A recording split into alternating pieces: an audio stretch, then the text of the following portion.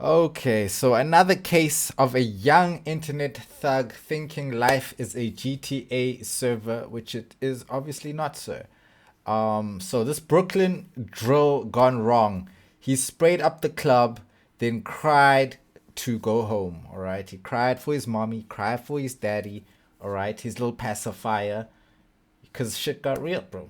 He realized that hey, this is real. Anyway, like, comment, and subscribe. This video is by KB Goes Live, and yeah, let's do it. It's twice. Today, we got the story of a Brooklyn gang member who sprayed up the club, did the race, dipped to another state, got caught a month later, and then now, and I'm not making this up, I'm quoting a news article, now is crying that he wants to go home. You can't make this shit up. This is when keeping it real goes completely wrong, aka fucking around and finding out in its truest form.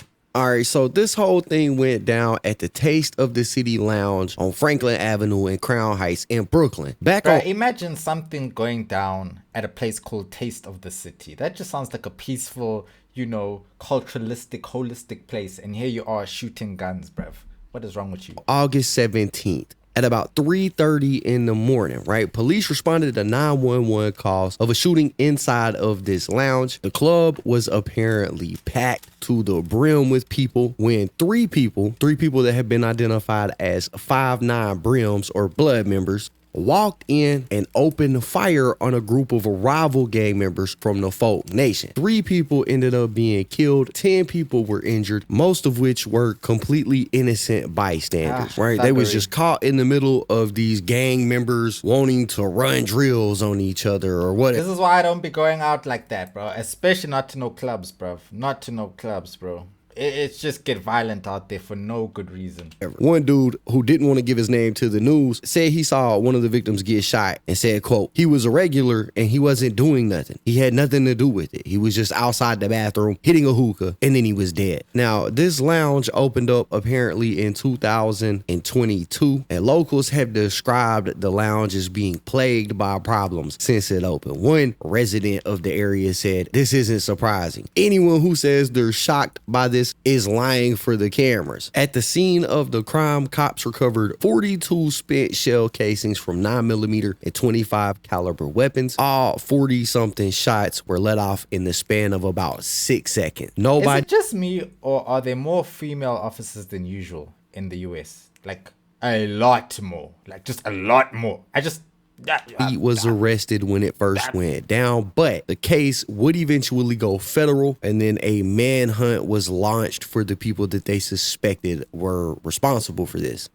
This shooting took place around 3:27 this morning inside 903 Franklin Avenue. It's a nightclub called A Taste of the City. Police found 11 victims inside. 3 of those victims were dead on arrival. In all, there were 8 men and 3 women who were shot. 11 people shot, 3 dead. It's a terrible shooting that occurred in the city of New York. Hey, twin. No other way to... When you have a shooting of this magnitude, it shakes you. And we're going to continue to do our job, and we're asking the residents to assist in any information that they have.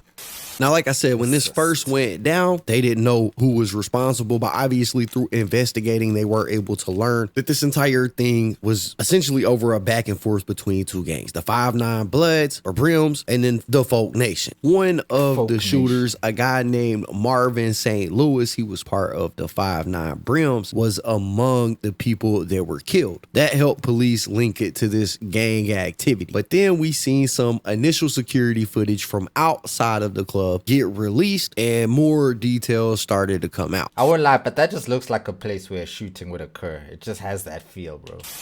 Well, now to that mass shooting at a club in Brooklyn. Early yesterday morning, 3 people were killed and 11 others injured in what police say was a gang shootout. Some of the shooters are dead. Others tonight remain on the run. Folks living here are extremely frustrated. They say the shooting was months, if not years in the making, a buildup of tension between gangs and no one doing anything about it. What can you do about these gangs?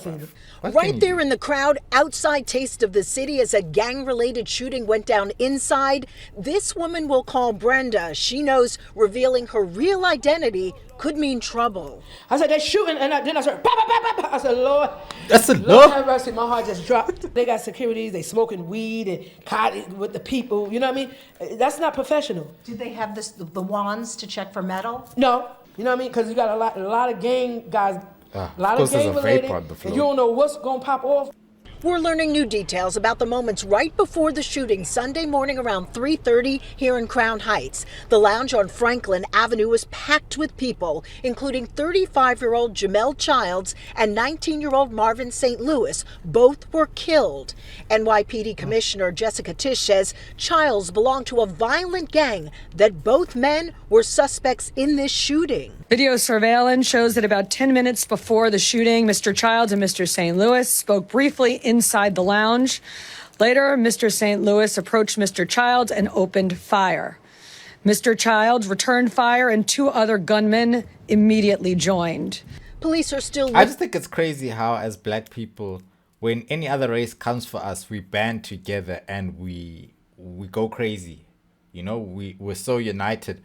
But when it comes to each other, we're so ready to kill each other. We're so ready to take each other's lives. We're so ready to ruin families and just cause havoc, wreak havoc amongst our own people. It's just, I can't understand it, man. Looking for two suspects as teams like over analyzed some gang 42 shell casings found in and around the club. Because I grew up down the road from you on a different block. Now we're enemies. Like, that makes no sense, bro. Yeah, so it comes out that this entire thing was gang related. They identified one guy as a member of the Folks, one guy as a member of the Brims. And so they started looking for the other suspects. Who else could be involved in this? And they were able to identify those people by the security cameras inside of the lounge, right? I'm shocked they had cameras. I mean, jeez, seeing how that place looked. First, we got screenshots of this guy right here who went in the club, opened fire, then walked out, stumbled, fell. This is one of the assailants. His name is Elijah Roy, also known in the streets as Eli Spice or Swerve. This is the guy that apparently was crying in court that he just wanted to go home. Apparently, after all of this went down, Elijah decided to tuck tail and run. He left New York and ran to North Carolina, where he remained on the run for just about a month. Eventually, though, he was picked up by federal agents on September 18th. Now, I've got some of that footage right now playing on the screen. You can see them run out. You can see Elijah fall. You can see the gun right there, right? He rolls, and then it shows these two running off together. Their homie just died in the club, right? But when you look at the actual press release from the Justice Department, it's just dying in the club in general. That just sucks, bro. Dying in the club, bruv. Like, that's whack. Things get a little bit more interesting because you get to read what they charged him with. And surprisingly enough, they didn't charge him with any of the bodies. Yet it says a complaint was unsealed today in federal court in Brooklyn charging Elijah Roy, also known as Eli Spice, and Swervo with crimes related to the August 17, 2025 shooting at the Taste of the City Lounge in Brooklyn, New York. Specifically, Roy is charged with assault in aid of racketeering and with being a felon in possession of ammunition. The defendant is an associate of the 5'9" Brims, a subset of the Bloods street gang operating in Brooklyn. So right there, it says he was charged with assault in aid of racketeering and being a felon in possession of ammunition. The first thing that's interesting they need to charge people for being in gangs at this point because, bro, like, what's going on? He's not charged with any bodies. Now, that don't mean that they can't double back and charge him with them, because they most certainly can. But I think the telling thing is their assault in aid of racketeering, because as far as I know, the 5'9" Brims haven't been the target of a racketeering case. And what that kind of tells me is that there may be a racketeering case coming in the future against them. And this may be part of that RICO indictment that I think they're going to end up hitting the 5'9" Brims with. But for right now, he's the only one that's been arrested. There is still the other guy that was with him that is on the run. But yeah, y'all look at this right here. Stunning new video of a gang-fueled massacre in real time. 40 rounds fired in 6 seconds as innocent people scurry to safety. A killing field, according to the U.S. Attorney's Office, which released the footage from troubled hangout known as Taste of the City. The firefight leaving 3 dead and 10 wounded in August.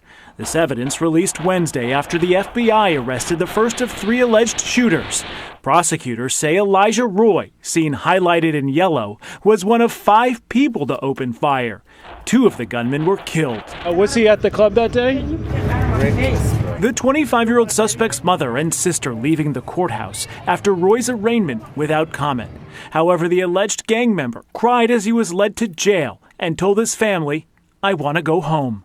He's a 25-year-old young man who's in federal custody, just got transported from 20-hour lockdown in North Carolina. Of course he's scared. The feds say they found Of course he's scared. He wasn't scared shooting up the club, nah. He wasn't scared then. He was Mr. Big Bad with the switch. You know what I'm saying? the ex-con hiding out in North Carolina, alleging 2 Brooklyn rival gangs chose to settle a score, putting countless lives in the crosshairs. As to who shot whom, Roy's attorney says it's unclear. I can't make heads or tails of what is or isn't in his hand on the video. What I saw was my client leaving a establishment and falling down. Of course, that's what you saw. There was clearly a gun in his hand, sir. Clearly. We're not blind. We can see that, bro. We can clearly see he fell down and he's rolling with the strap, bro. Stop it, bro. Stop it, bro. All right, so a few things. You can hear Swervo's attorney or Eli Spice's attorney right there saying he couldn't make out what was in his hand or not. You know, all he seen was his client falling down, which, I mean, he's doing what a defense attorney is supposed to do, but they got ample footage inside, outside, upside down. Look, bro, come on, bro. Come on, Doug. Come on, bro. Are you serious? On footage.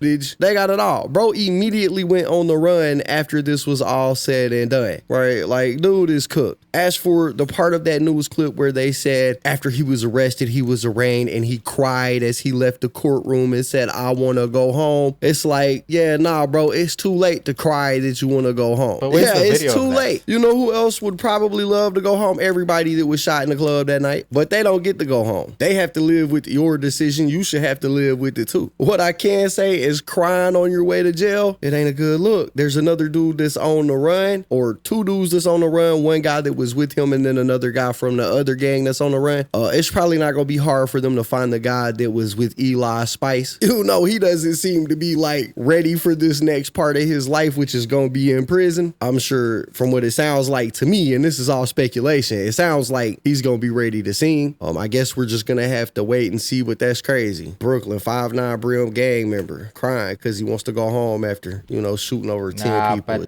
But where's the evidence of him crying, bruh? You can't just tell me man was crying. I don't see anything where man is crying.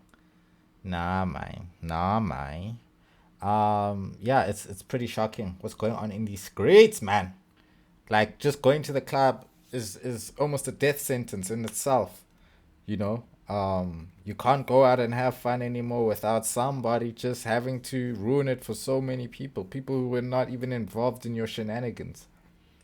Then you want to cry about, oh, you know, I don't want to go to jail. You're gonna be crying a lot more in jail, my boy. Different type of tears, I tell you that. Anyway, I guess he gotta live and learn with his decisions. The actions he chose that night are going to haunt him for the rest of his life. And let's hope justice is served here, and he gets a proper sentencing, and he's put away because he's a demon, a heathen. Okay?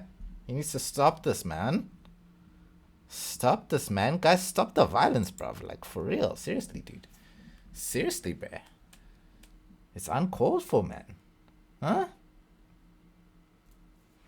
I love y'all, man. Stay safe. Love yours. Protect yours, man. Stop beefing over...